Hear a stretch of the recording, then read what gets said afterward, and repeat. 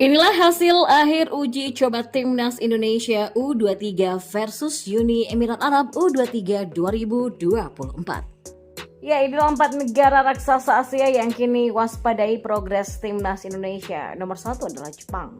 Dan selanjutnya, Justin Hubner dan Nathan Choaon ingin sekali bela Timnas U23 Indonesia di Piala Asia U23 2024. Simak selengkapnya di sini hanya di Kamus Bola untuk Anda bersama saya.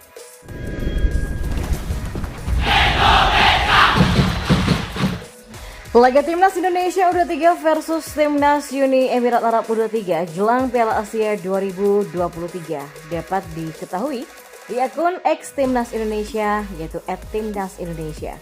Berhubung laga yang dilangsungkan di Seven Stadium itu digelar tertutup, maka pertandingan hanya bisa dipantau via live tweet kecuali Anda menyaksikan langsung dari stadion ya.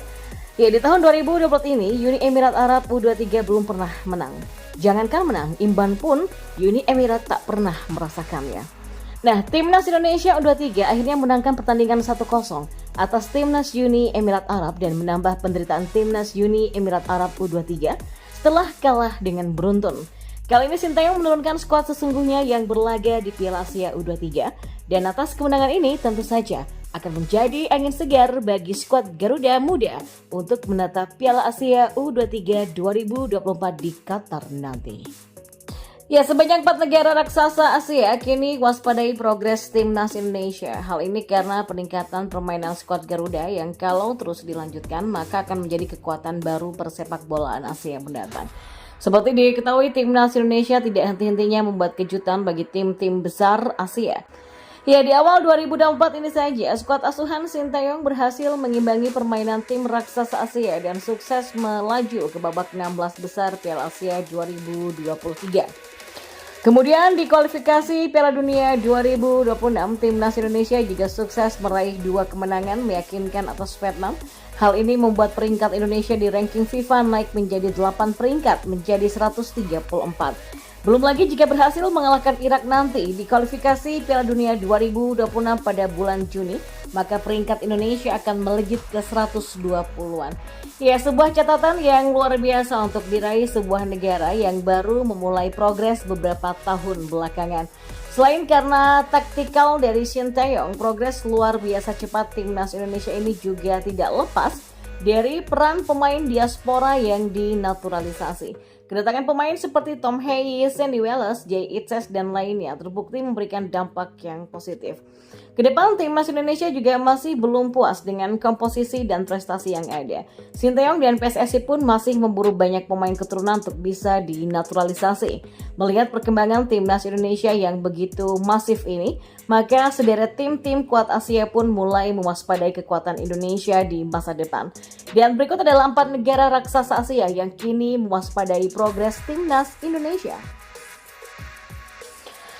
Yang keempat ada China.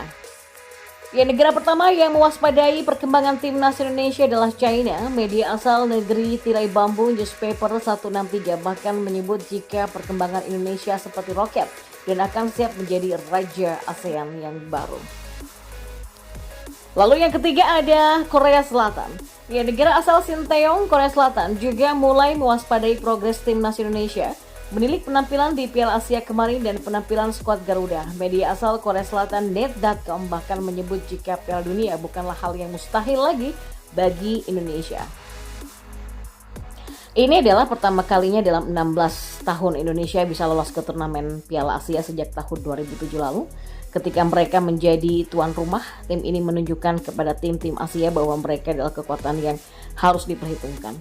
Dan jika penampilan mereka saat ini terus berlanjut, maka sebuah tempat di putaran final Piala Dunia bukanlah hal yang mustahil dalam waktu dekat. Tulis media koreaselatan.com. Lalu yang kedua ada Irak. Lawan terdekat Timnas Indonesia yaitu Irak juga mewaspadai progres Timnas Indonesia. Hal tersebut diakui oleh pelatih Timnas Irak Jesus Casas yang berhati-hati akan menghadapi Indonesia. Terlebih laga ini akan digelar di Jakarta. Irak dan Indonesia punya karakteristik yang serupa. Yang paling menonjol adalah mereka punya pemain di Eropa dan performa mereka terus meningkat. Dan ini akan menjadi pertandingan yang jauh lebih sulit ya, karena kami akan melawan tim yang diisi banyak pemain Belanda. Saya juga mendengar kabar bahwa timnas Indonesia masih mengincar para pemain keturunan di Eredivisie. Mereka semakin kuat dan kita akan menghadapi mereka di laga tandang nanti, kata pelatih Irak yang bernama Jesus Casas. Dan yang pertama ada Jepang. Ya, tim terkuat Asia yang lainnya yaitu Jepang juga sangat mewaspadai kekuatan Indonesia. Hal itu diutarakan oleh penyerang andalan Samurai Biru yang bernama Ayase Ueda yang menyebut jika Indonesia akan menjadi kontender yang mengerikan baru di masa mendatang. Indonesia ini sudah berada di jalan yang benar. Ranking 146 FIFA kemarin, tapi tidak menampilkan permainan negatif football melawan kami. Pelatih Indonesia layak diapresiasi. Babak pertama kami hanya mampu membuat gol lewat penalti. Dalam 2 atau 3 tahun ke depan, Indonesia jelas patut diperhitungkan, kata Ayase Ueda. Yaitulah 4 negara raksasa Asia yang saat ini tengah mewaspadai progres dari timnas Indonesia. Menarik untuk menyaksikan hingga Indonesia benar-benar menjadi raja ASEAN sesungguhnya bersama Sinteyong nanti. Dan informasi bola yang lainnya, Ketua Umum PSSI Erick Thohir mengatakan bahwa 2 pemain keturunan yakni Justin Hubner dan Nathan Choaon ingin sekali membela timnas U23 Indonesia di Piala Asia U23 2024. Tapi sayangnya keinginan 2 pemain tersebut untuk memperkuat timnas U23 Indonesia bertepuk sebelah tangan. Pelatih timnas U23 Indonesia Sinteyong sebelumnya memanggil 28 pemain untuk mengikuti pemusatan latihan atau TC di Dubai pada 1 sampai 10 April 2024. TC itu sendiri digelar sebagai persiapan akhir timnas U23 Indonesia sebelum tampil di Piala Asia U23. Dari 28 pemain itu ada nama Nathan Choaon dan Justin Hubner. PSSI pun mencoba berdiskusi dengan klub Justin Hubner yakni Cerezo Osaka dan Nathan Choaon yaitu LC Heerenveen. PSSI akhirnya mendapatkan jawaban bahwa Cerezo Osaka dan LC Heerenveen tidak mau melepas 2 pemain tersebut ke timnas U23 Indonesia. Kedua klub tersebut berpikir bahwa agenda Piala Asia U23 bukan ajang resmi dari FIFA dan tim berhak untuk menahan pemainnya ke timnas U23 Indonesia. Namun PSSI mendapatkan informasi baru bahwa Cerezo Osaka bisa melepas Justin Hubner ke timnas U23 Indonesia. Pemain berdarah Belanda ini baru akan dilepas pada 17 April nanti atau saat Piala Asia U23 sedang berlangsung. Dan seperti diketahui Piala Asia U23 2024 akan digelar di Qatar pada 15 April sampai 3 Mei nanti. Timnas U23 Indonesia tergabung ke dalam grup A bersama tuan rumah Qatar sendiri, Australia dan Yordania. Tim Merah Putih akan bertemu dengan Qatar terlebih dulu pada 15 April 2024, lalu Australia pada 18 April dan terakhir Yordania pada 21 April. Bahkan dengan begitu Justin Hubner akan absen saat Timnas U23 Indonesia melawan Qatar. Ya sebenarnya kami mau Justin bisa segera datang ke Timnas U23. Tapi pihak klub baru mau melepasnya pada 17 April nanti. Kalau untuk Nathan Choaon tidak ada informasi terbaru, kata Erick Thohir.